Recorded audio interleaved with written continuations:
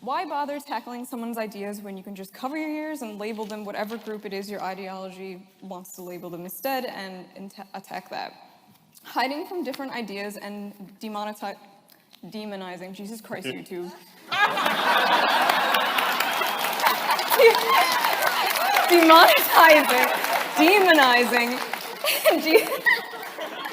Demonizing anyone who disagrees with you.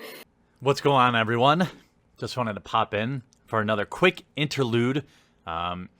This is my top 5 moments of Armoured Skeptic and ShoeOnHead at Mythcon 2017 in Milwaukee, Wisconsin. The reason I'm putting together these top 5s and top 10s is, one, because the event was super influential to me. It was super interesting. But two, to thank these creators and speakers for coming out to Wisconsin and not being bullied out of it.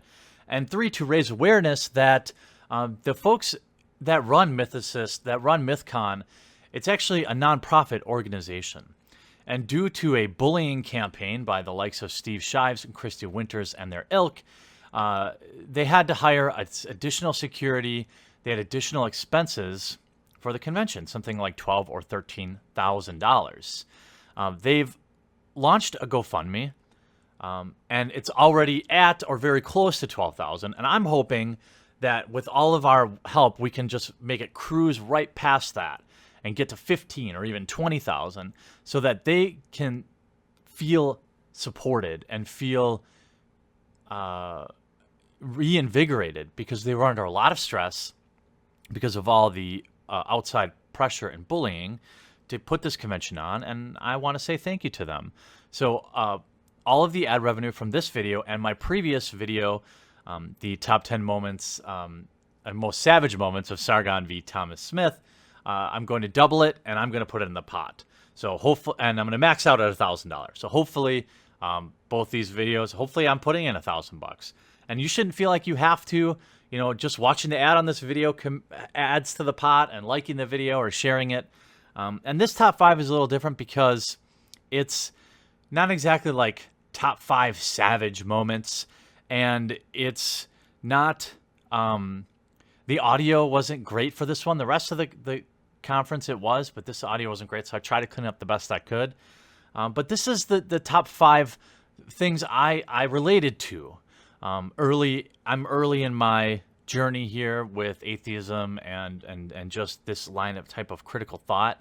And there were 5 moments during the Armoured Skeptic and ShoeOnHead presentation where I kind of just shook my head in agreement and really enjoyed that point. And you know, they were very nervous up there, I could tell in the beginning, but they caught their stride. And I want them to come back, and I want them to do an even better job next year.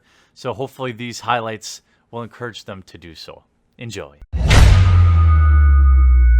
The old Christian argument is that only people who believe in God are moral because God created morality. I'm sure, again, you've all heard all this before. Christians seem to have a fear of us atheists because they believe that we're capable of terrible things, horrible crime. I know Eric Cohen said that if he was an atheist, he'd be out there murdering people all the time. This is their perspective of morality. It is literally connected to a fear of hell, a fear of God, a fear of burning for eternity. It's hard to convince people sometimes, but just simply being a white person or a male or straight. Literally Hitler. That's enough for some people to just completely dismiss everything you have to say. We wanted to prove to them that we're still good people.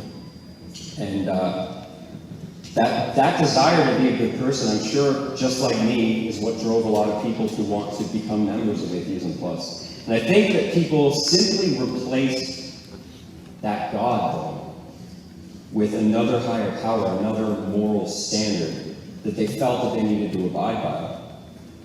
And it comes with its own set of labels, with its own words you must say, words you must not say, things you must do, things you must not do, unless you want to be considered moral by that in-group. And it has been, you know, it has its own set of sins even that you can't commit. And, you know, some people call this social justice, intersectional feminism. There's lots of different terms for this group. It's really important to talk to people with positions you oppose to get a better understanding of it and to not look like a total idiot when you do oppose it. You can be a good person with an ism attached, and you can be a good person without an ism attached. You can believe in equality without feminism, just like you can be a good person without God. You don't need a God to tell you right from wrong. You can reject a God and still be a good person. And that's